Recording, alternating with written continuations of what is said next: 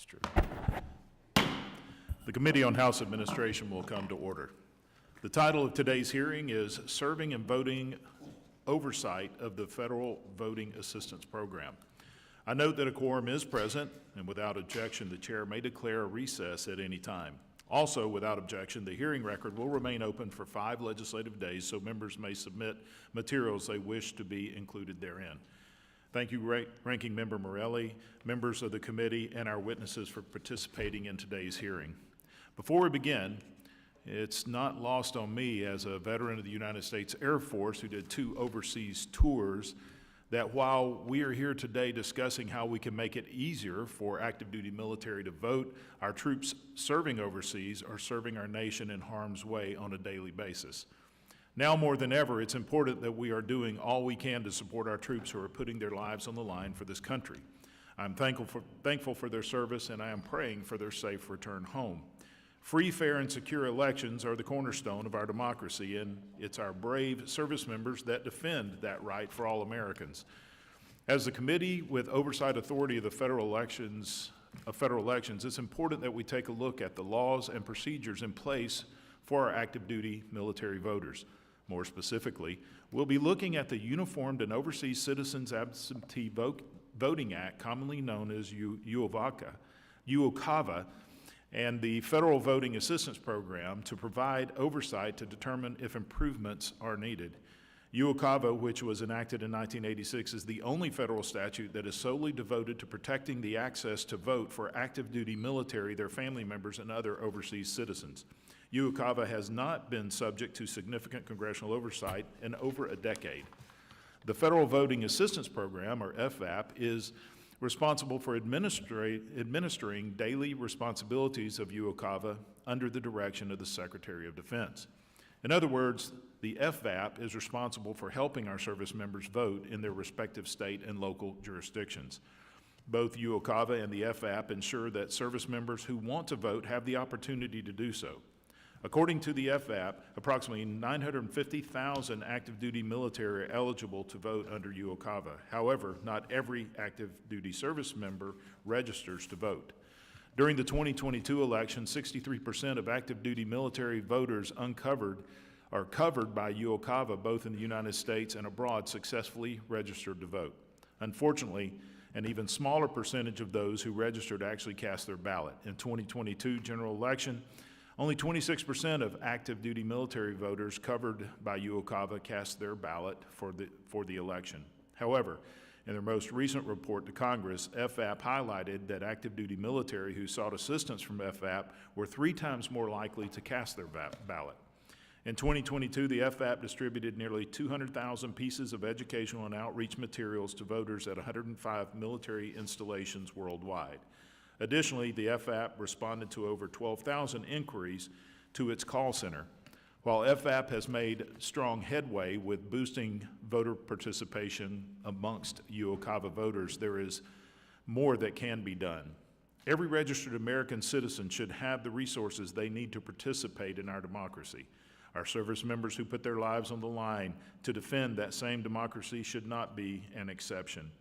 I hope today we are able to find ways to increase turnout among active duty military voters ahead of the 2026 general election.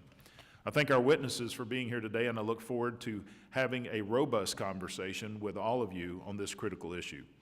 Before I close my remarks, I'd like to highlight we'll be test piloting a new closed caption technology during today's hearing.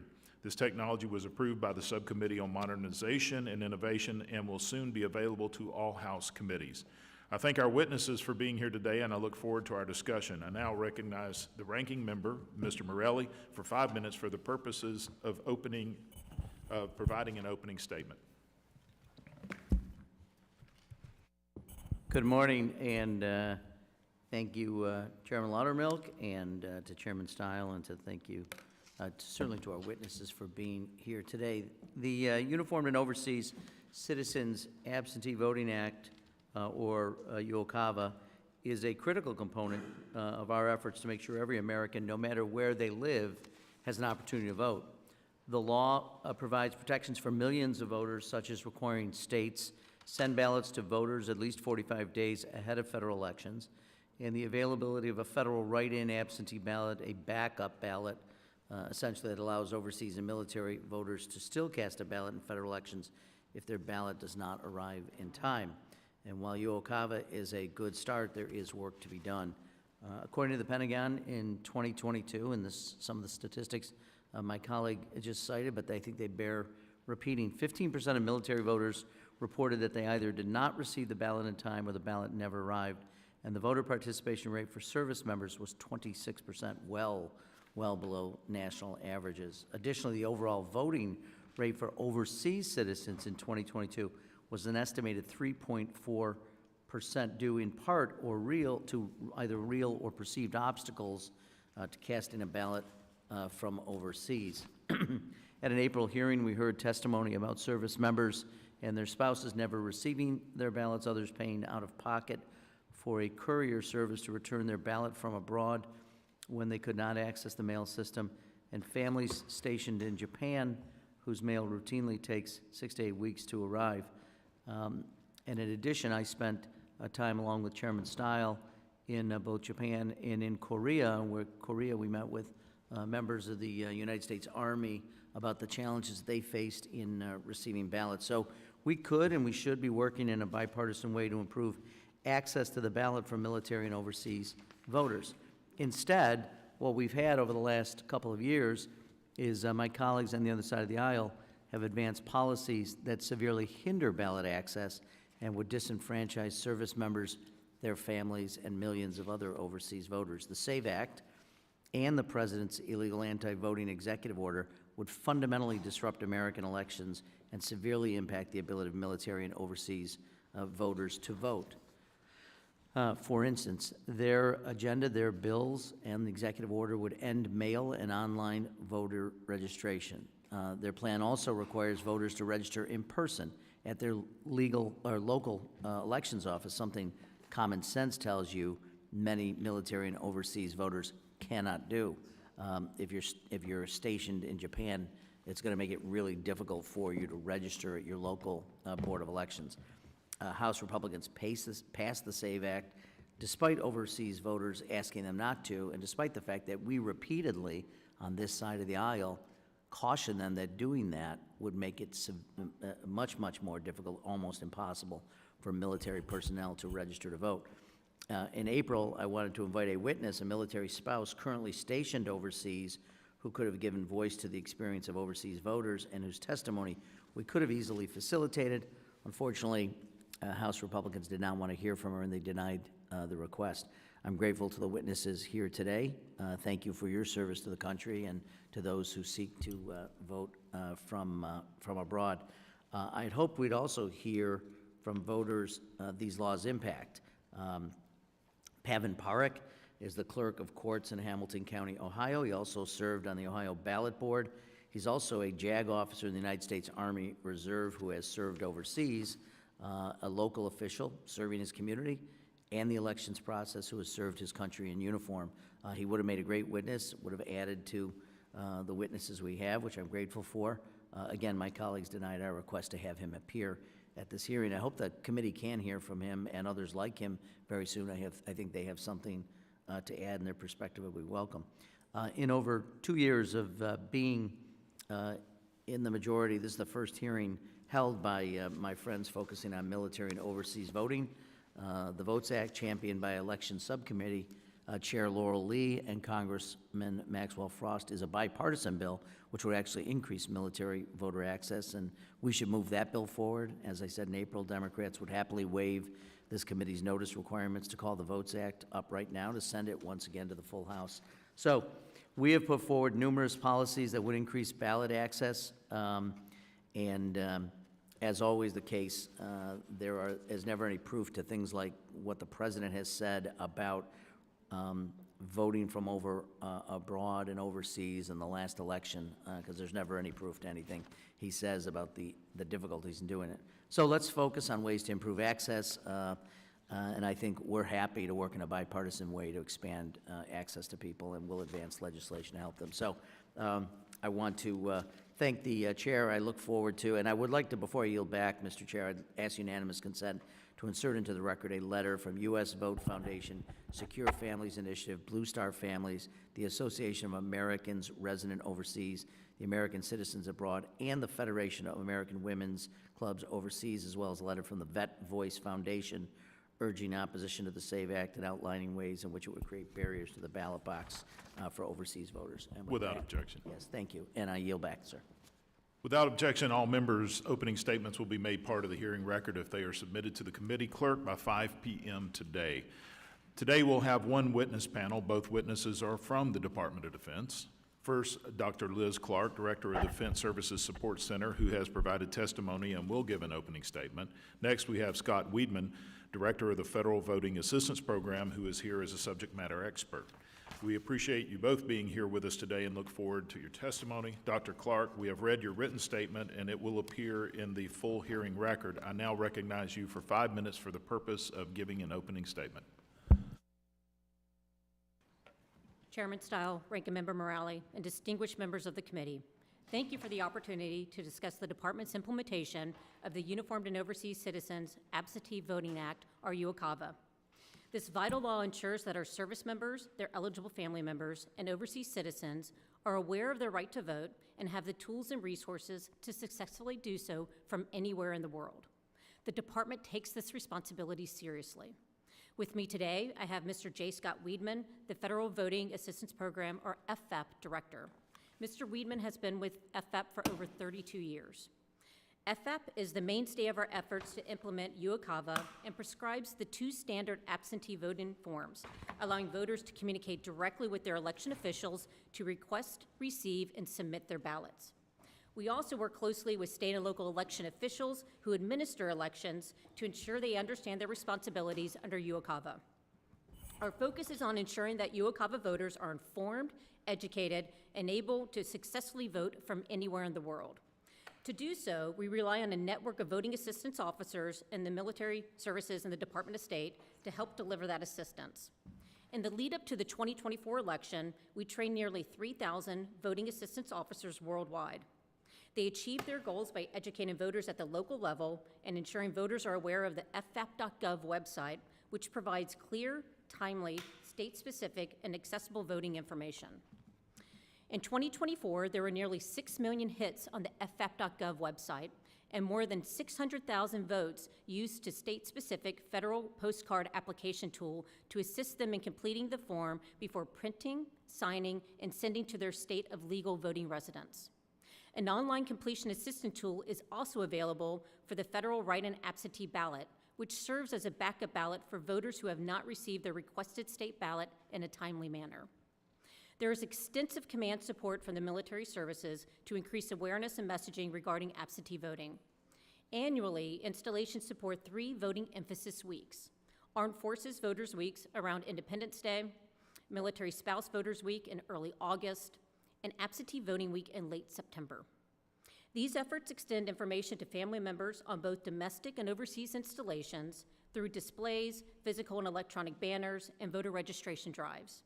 Additionally, the military services provide voter registration and absentee ballot request assistance during each election cycle in high-traffic areas, such as at military and family readiness centers, morale, welfare, and recreation facilities, medical facilities, commissaries, and exchanges. To enhance absentee voting awareness directly to the voters, we use targeted communication strategies on social media and through trusted stakeholder organizations.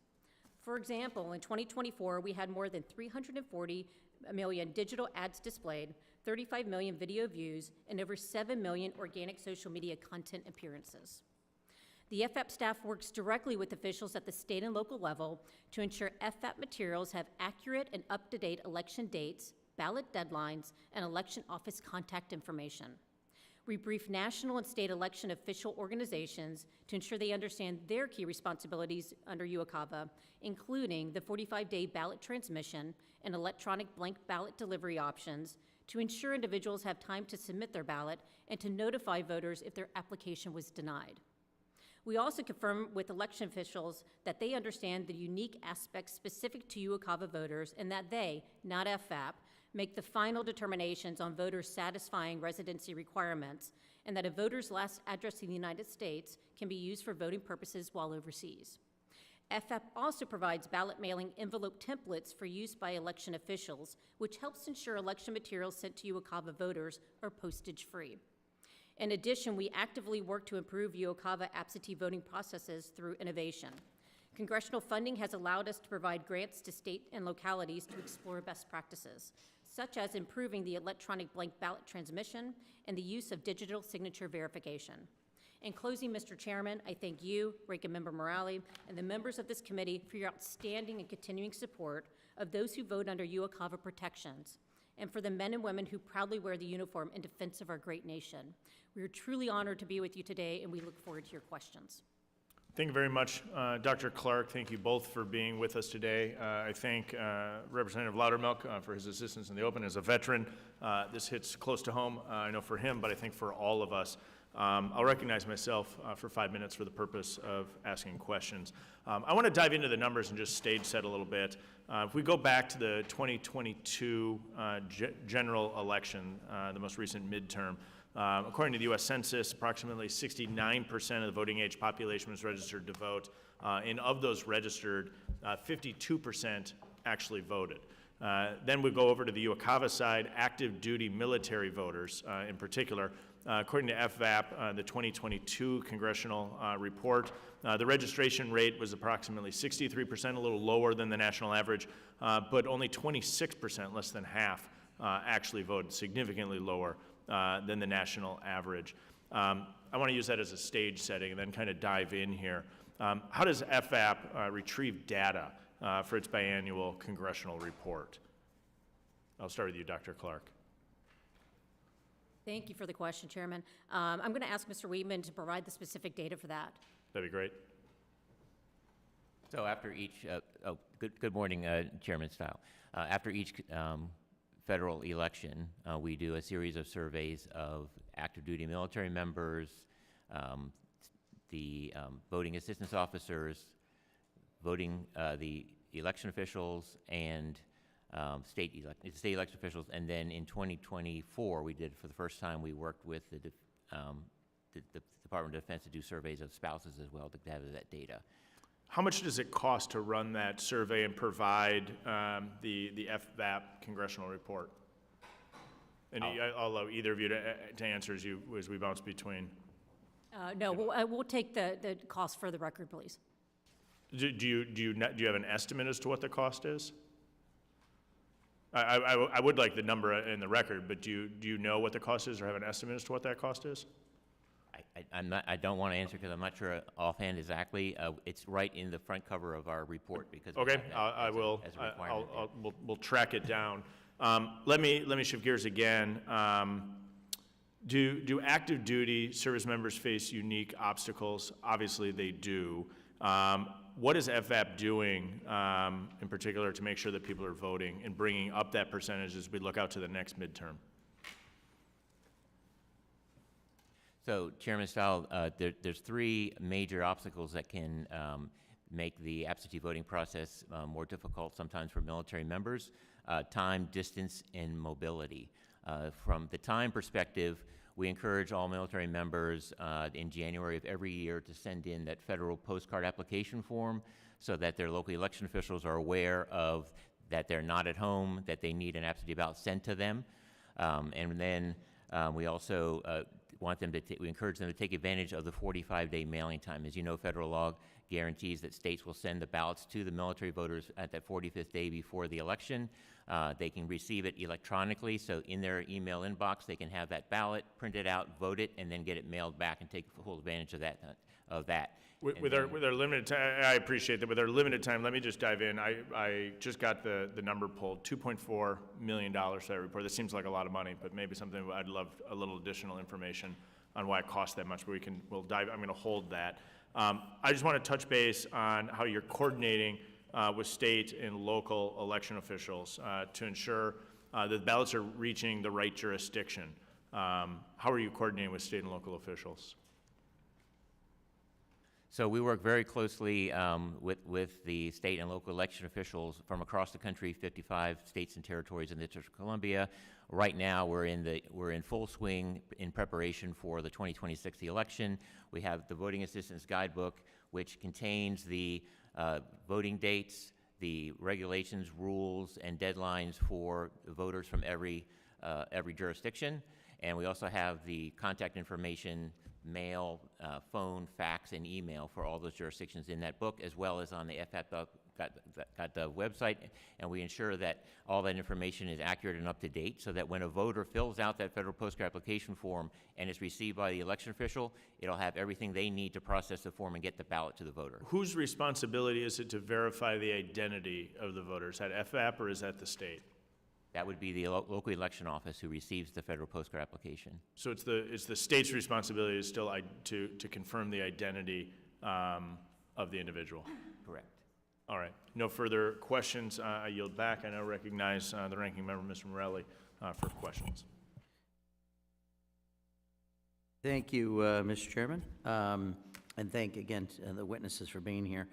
You know, we have advanced a number of ideas that would have increased access for military and overseas voters, ample notice and cure periods for ballot errors, online voter registration, in addition to the postcard, improvements to UOCAVA. You know, and the president, sadly, as I said earlier, spreads all this mis and disinformation about voting abroad without any proof. But I'm curious, if a voter makes a mistake on their ballot and it doesn't arrive in time for them to have an opportunity to cure a mistake, particularly in those states that allow it, how do you work with voters to ensure that they have, one, the information necessary to cast a ballot, and that they know of the requirements set forth by the various states? Thank you, Ranking Member Morelli.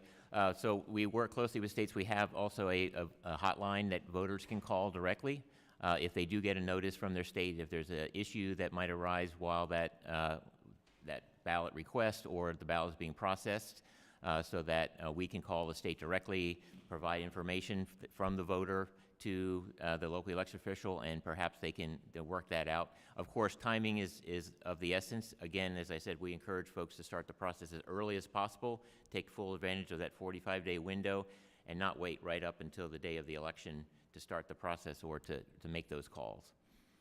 I mentioned earlier that the SAVE Act would end a number of things that would affect UOCAVA voters. For instance, it would no longer have the ability to mail in the postcard to register to vote. How would I assume you've taken a look at the SAVE Act, perhaps not, or the President's executive order. How would requirements such as that, how would they impact the UOCAVA voter? Have you done any analysis? You would not be able to register any longer if you're overseas. Thank you for the question. We're aware of the SAVE Act and the proposed legislation, as well as the executive orders. I did want to just clarify, too, that the federal postcard application form, we do look at updating that every 2 years anyway. Right now, we understand that the court case is or the EO is under litigation right now, and we stand ready to change the form if then needed. But I did want to let you know that we do update that form every 2 years to see if there are. But that form wouldn't be under the executive order, well, and under the SAVE Act, you couldn't, there would be only in-person registration. So people couldn't, members of the military or overseas individuals could no longer register to vote unless they went to their local office. Understand, Ranking Member, with the current legislation that is being proposed from a departmental perspective, once that legislation comes back to us, we can go through our formal congressional protocols to provide response to that. Right now, we stand waiting to see what comes through and waiting for the court cases to yeah, no. But if they were you agree with me that would make it, I mean, have you read the plain English reading of the statute or the proposed statute, that it would end online registration for overseas and military voters? The department remains, committed to providing a formal congressional response once that legislation comes to us. So I wanted to just take up, and I only have a minute or so left of my time, but it is striking to me that only 26% of military voters who are registered cast ballot, I mean, that is really a small number, and one that's troubling. The fewer than 4% of overseas voters who are non-uniform cast ballots, that is staggering to me. Like, when you look at that, you must think, we've got to get this number, I'm assuming, I hope that that's your desire. Can you give me two things that you're working on right now that would dramatically increase both numbers? Yes. So obviously, it's a voter's choice as to whether or not they want to participate in the process and whether they want to register and ultimately cast a ballot. But we do have... I get that, but I think you'd acknowledge that 3% or 3.4% for overseas voters, there's clearly something else. I mean, it would be odd for overseas voters to choose at a 97% rate not to vote versus, the number that my friend, the chairman, cited for people who are in the Continental or live in the United States. So we send out 90, 60, and 30-day reminder notices to all members of the military. That also goes out through State Department channels, through the mascot messaging services to overseas citizens who have registered with the State Department to say that I'm overseas living in a particular country. Those reminders go out monthly during the election year to say these are your elections, these are the states that have primaries coming up. Yeah, so I'm sorry to interrupt, and I've run out of time, but those are things that you currently do, which no disrespect, but they're not, obviously not. I was curious as to what things you're thinking about right now that you can do to move that needle dramatically in the direction of greater participation. So again, our purpose is to ensure that the voters have the understanding that they're able to vote under federal law for those federal offices, and that they have the tools and resources to do so if they wish. But not to do anything or facilitate anything that would encourage greater participation. Correct. We're not a get out the vote campaign. Yeah. Gotcha. I'll yield back. Gentleman yields back. Mr. Loudermilk is recognized for 5 minutes. Well, thank you, Mr. Chairman, and thank you to our witnesses for being here today. It's a very important subject. When I was active duty, I made every effort to vote when I knew there was an election going on. It was very easy. Being overseas, there was a lot of help during a presidential election. There's a lot of attention going on. But I found it more difficult during midterm elections, which in Georgia, that's when our gubernatorial election is. And more specifically, local, county, and some state elections that may be off cycle. And part of it was even knowing that a specific election was going on. Really, for both of you, is there attention made to these non-federal elections to active duty military? Thank you for the question.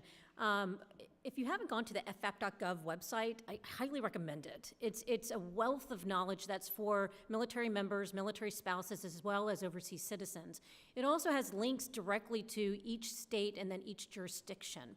But to your point of increasing that awareness, our goal is to make sure that every UOCAVA eligible voter has access to that and is able to link back to their particular state or their locality. But Mr. Weedman, can you provide a bit more information on exactly what you do?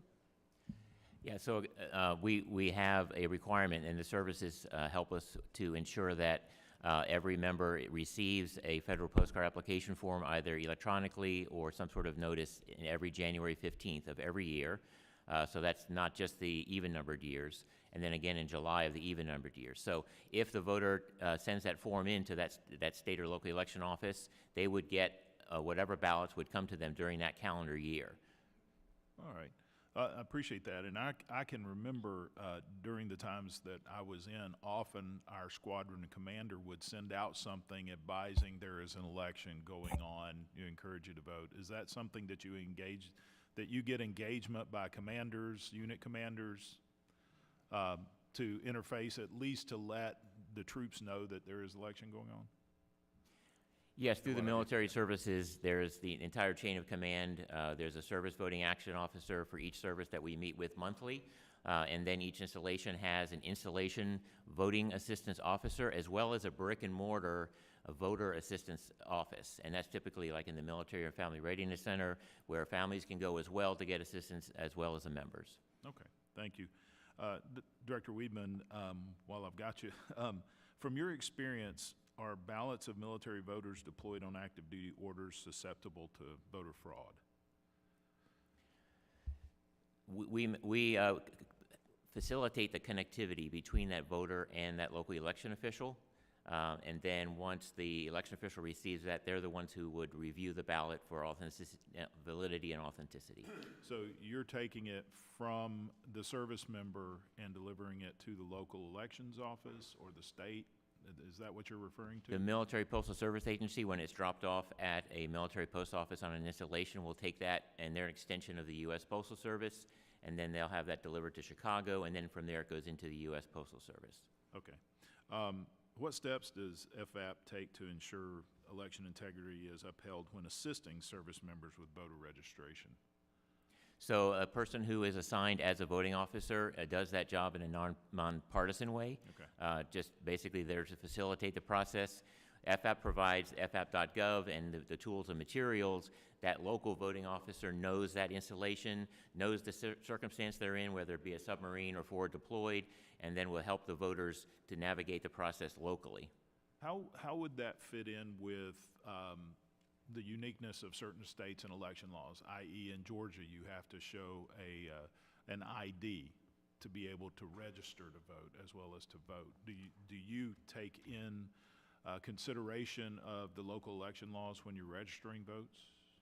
So we work with those state and local election offices. This book, all the information we provide in here and on our website is signed off by the chief state election official in every state. We work with Blake Evans in the Secretary of State's office for Georgia to ensure that everything is accurate and up to date. So when a voter fills this out, it will be accepted by the Georgia County, and the Georgia County would then be able to send that ballot out to the voter. Okay, thank you.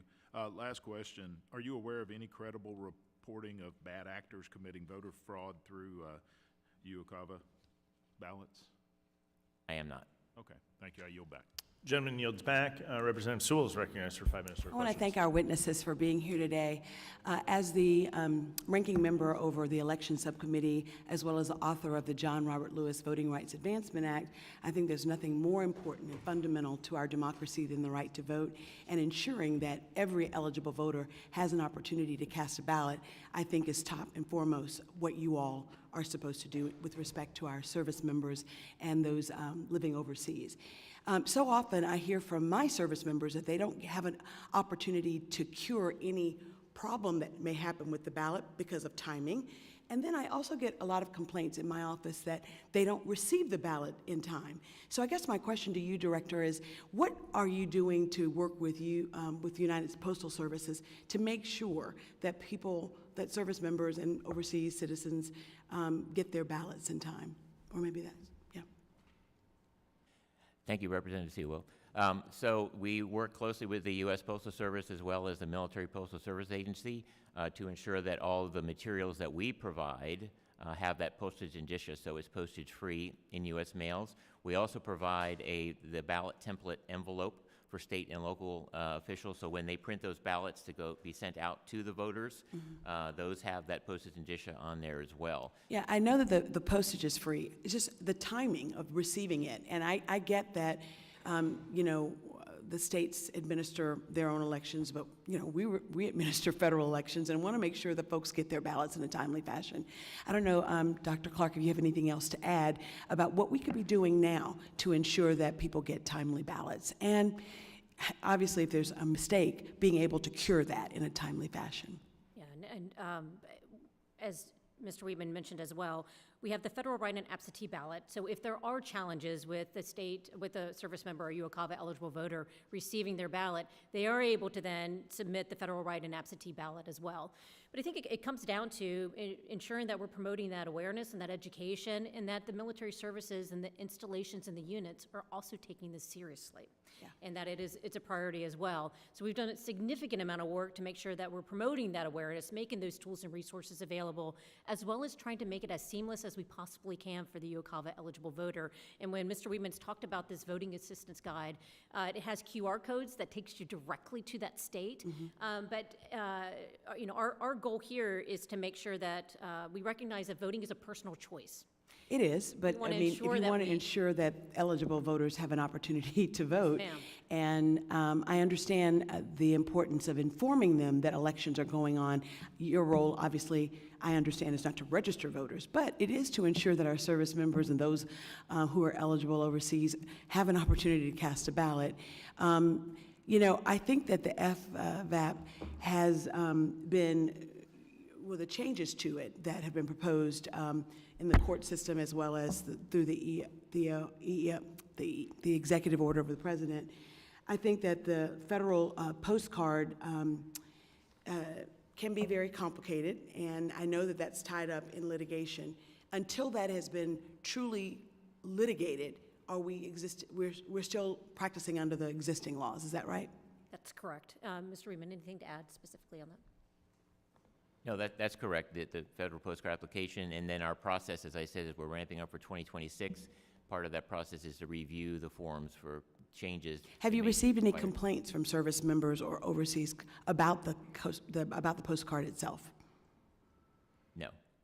Would you be the appropriate person that they would lodge those complaints to? Well, if it's something to do with if the processing of the form or the layout of the form, they would come to us and let us know so that we could incorporate that into redesigns, as we do every 2 years. If it's something to do with a person's rights being abridged, then they would go to the Department of Justice, which is the enforcement body. Is the FVAP still committed to leveraging other governmental resources to keep all of the eligible service members informed of how they can exercise their right to vote? Yes, ma'am. I too, like the ranking member, quite concerned that the percentage of voters that are overseas and their service members is around 26%, whereas in the United States, those that vote, it's about 48%. Both need to go up to more than 50, in my opinion, but is there anything that you guys are doing right now that would help in reducing that gap? So we look at we call it the UOCAVA gap. So there's going to be some folks that would not want to vote, but there's a short or a small number of folks that have wanted to vote but weren't able to. And those are the folks we try to target with our messaging through social media and whatnot to ensure, again, that they have that knowledge that they're able to vote and that they have a links to ffap.gov, and that once they get there, they click the button to say, register to vote here, and everything they need in order to register to vote in their state is provided to them, and then they can send that request directly to their county. Well, sir, obviously, all of us are committed to making sure that folks get an opportunity to cast a vote who are eligible. And so whatever we can do, I'd be interested in making sure we can partner with you to make that happen. Mr. Chairman, I ask unanimous consent to enter into the record 2 statements. One from the Secure Families Initiative, an organization that works on behalf of active duty military families, and a second from U.S. Vote Foundation, an organization that works on behalf of all overseas voters on the ways UOCAVA works for military and overseas voters. Without objection. Thank you, sir. I yield back. Gentlewoman yields back. The gentleman from North Carolina, Dr. Murphy, is recognized for 5 minutes. Thank you, Mr. Chairman, and thank you both for coming here today, and thank you for your contributions that are helping our service members and those abroad participate in the process of voting. I'm honored to represent 3 military installations in eastern North Carolina, totaling more than 50,000 active duty service members. And we obviously want them to participate in the process if they want to participate in the process. So I appreciate you guys doing this. North Carolina is a popular destination for people moving to the U.S. In fact, we're sinking a little bit because so many people are moving here, especially on the Outer Banks. But you know, many North Carolinians also choose to live abroad. Appreciate what you guys are doing to help educate individuals through UOCAVA for the opportunity to vote. And I'm remiss, I have not gone on your website, but I look forward to doing that today because it sounds like there's a great deal of information there. You know, to what Ranking Member Morelli said about only 3% of individuals voting overseas, that's amazing to me. Maybe they're in Bali and they just don't want to be bothered. Maybe, I don't know, but that 3% does seem like a very low amount. Let me ask you this. You guys, what kind of educational materials that are you able to provide to UOCAVA to voters who are located near the embassy in countries? And then for folks that don't live near the embassy in a lot of other countries. I wonder if you could educate me on that. Yes, thank you, Representative Murphy. So we work very closely with the State Department, and they have the American Citizen Services Desk at every embassy and consulate, so that if an American needs a new passport or some sort of other service for American citizens, they go there to get that. And one of the things they do is provide assistance, voting assistance. So anybody behind that glass when the American citizen walks in will be able to get the same assistance that a voter would get from a voting officer in the military. They also post a ballot receptacle closer out to the street so that a voter doesn't necessarily have to go in all the way through the security in order to drop off a ballot or to get the assistance if they have already printed out the form and done that. Of course, all of the materials that we print, from the guidebook to the forms to the various wallet cards and whatnot, are also provided to the State Department, so they can, if someone gets a new passport, for instance, they'll put the wallet card that says ffap.gov in there, and then they'll be able to have that. But one key messaging point is that mascot messaging I mentioned earlier, which is when you move to a country, you sign up through the Department of State and say, I'm living in this country, so that if there's a natural disaster or some other reason they may need to evacuate Americans, they can send them messages quickly. One of the things they can do with those messaging is send out voting messages. They can use it for other things, and voting is one of those. Yeah, it sounds like y'all are doing a tremendous job. I'm not quite sure what more you can do. You can lead a horse to water, but if people don't want to vote, they don't want to vote. And if they're overseas, maybe they like living in the country that they're in and they identify more with the politics there than they do back home. But anyway, thank you. Let me ask you a couple other questions. As I mentioned, I have a lot of active duty military that are oftentimes abroad overseas.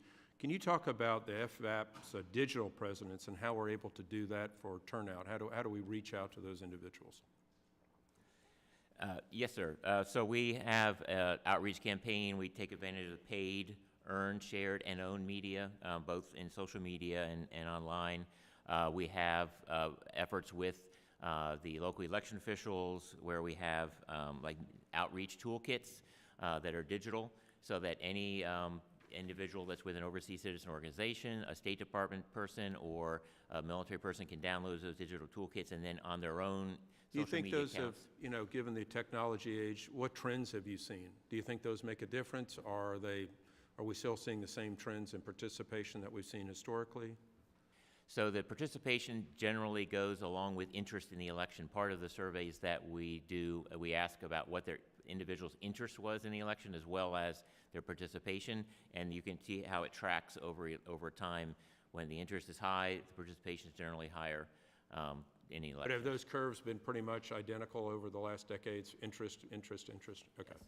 It just stands to reason, people who are living abroad, if they have an interest back home, they're going to participate in something, especially if a presidential election. But I can see, just like it does in the U.S., midterms, people wane off and they lose their interest. So I'll end with that. Thank you for your service. You're doing a great job. I mean, I don't know how else you can get to people other than go to their homes and offer them a ride, which we don't need to do. But thank you for your service. Yield back. The gentleman yields back. The gentlewoman from Texas, Ms. Johnson, is recognized for 5 minutes. Thank you, Mr. Chairman. Thank you both for being here today. In April, my colleagues on the Republican side passed the SAVE Act, which further restricts married women, naturalized citizens, and our military members overseas from exercising their ability to vote. I want to specifically point out that this bill does not include any exemptions for our service members, and instead would require them to register to vote in person in the United States, creating a significant administrative and financial burden. I propose an amendment to allow folks to register to vote by mail, which in this country has been doing safely for decades, and that amendment was voted down by Republicans on this committee and again in the House floor. And this is very troubling to me. So I have some questions about when our service members enlist to serve in the military, are they automatically registered to vote? Thank you, Representative Johnson. They're not automatically registered to vote. However, they're given the tools and training to know that they have the opportunity to vote. Once they're enlisted, they're on active duty, Right. and then they have those. So tools if they're and not resources provided. registered to vote at the time they're enlisted, then they want to register to vote under the SAVE Act, they would be required to physically leave their station post abroad and fly to their home residential jurisdiction to register to vote. Is that correct? Thank you for the question. With the SAVE Act specifically, the department will take that for the record with a formal response back. I understand that, but we passed that law, so we know what the law is, and I'm understanding you're not really wanting to comment on it, but I'm trying to ask some questions about the practical applicability to that. So if, under that law though, what hurdles would a service member have to do to get leave to be able to fly home and register to vote in their county if they wanted to exercise their right to vote if that bill ultimately succeeds? We'll take that for the record. Would they have to take a leave to fly home? We'll have to take that for the record. I'm sorry, what? We'll have to take that for the record. So you're not going to answer my question?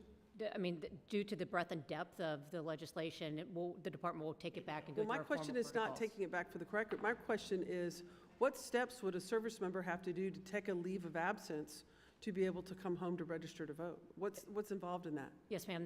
It's outside of my portfolio when we're looking at the entitlements and the benefits to the specific service members, so I'll have to take that back for the record. Okay. So because I'm just very troubled by that whole situation. Anyway, the next question I have is, how many employees does FVAP currently have? And has this changed since January? And has the administration's federal hiring freeze impacted FVAP's ability to conduct its mission? We currently have 7 employees, and we are able to carry out the requirements under UOCAVA. Has your employees been reduced in force since January? Has that level changed since that time? We have had a couple of our employees who have taken retirement packages. How many employees of your agency took early retirement pursuant to the administration's RIF? 3. 3. And you have 7, so 30% of your workforce? Is that right? And do you need any additional resources or funding in order to carry out your mission? Under the current resources and funding, we're able to carry out the requirements of the law. Okay. Mr. Chairman, I ask unanimous consent to enter into the record a statement from Janessa Goldbeck, a Marine Corps veteran, former voting assistance officer, and the CEO of Vet Voice Foundation, a nonpartisan organization of nearly 2 million veterans and military families nationwide. Without objection. Thank you for your time, and I yield back. Gentlewoman yields back. The gentleman from Ohio, Mr. Carey, is recognized for 5 minutes. I want to thank the chairman and thank the ranking member. You know, one of the greatest privileges we have as American citizens is the right to determine the direction of our country every 2 to 4 years. The great American experiment, which is closing in on our 250th birthday, has proved that this right for all Americans, regardless of class, religion, race, or creed. However, many of our citizens who are overseas find it difficult to participate in the state and local and federal elections, particularly among our U.S. service members. And as a veteran myself, I find it critical that we give every opportunity for our military members to register for elections. That is why the Uniformed and Overseas Citizens Absentee Voting Act and the Federal Voting Assistance Program are necessary to ensure that service members who want to have their vote have the ability to actually vote.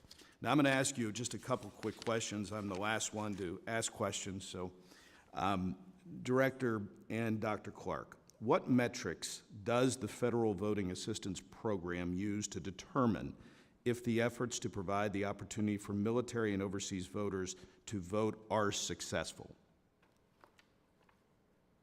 You can both go. It doesn't matter. Thank you, Representative Carey. So we look at the awareness of the program and the awareness of folks' ability to utilize the tools and resources available to them. We also ask the voting assistance officers how well the materials that we provided, both the book itself and the online presence, if that was a useful tool for them. And we usually get ratings in the 90s of people finding it useful as they're delivering voting assistance. Let me ask you, because you pointed to that book a couple of times, and I know that we on this committee have trying to been making sure that we modernize the way things are done. The online presence with the information that's in the book is readily available to everybody, correct? Correct, and it's up to date. This book is printed every 2 years because we want to make sure that we have something out there for folks who may not have internet access or having a voting assistance or voting registration drive. They can refer to the book, but the online information is updated real time. So, you know, you might have a election office who, in a particular Ohio county, that changes their address, and we can get that updated on the website. So has FEP increased its outreach and education to the U.S. service members overseas, in your opinion? We continually seek out new ways to reach out to folks that would fit and target folks directly, especially that 18 to 24-year-old cohort. Okay. So let me ask the director and doctor, how many early prior to an election are the UCAVA ballots sent to service members? How many are usually sent out? Do you have any idea? So in the 2022 election, I believe there were 754,000, or sent out. In 2020 election, 1.2 million ballots were sent out to military and overseas voters. And what's usually the time frame that the service members would get those ballots? So depending on how, when they use the form, they say if they want the ballot to be delivered to them by mail or email, or if a state has an online server that they can download it from.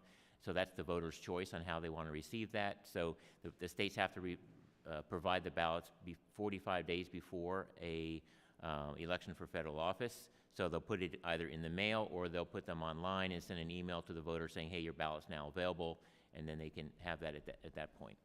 So historically, do you think this is enough time for a service member to receive and then cast their ballot to be counted in time on Election Day? Based on the Military Postal Service Agency's recommended mailing dates, 30 days is the maximum time for folks aboard ship and deployed overseas, so the 45 days should suffice. Okay.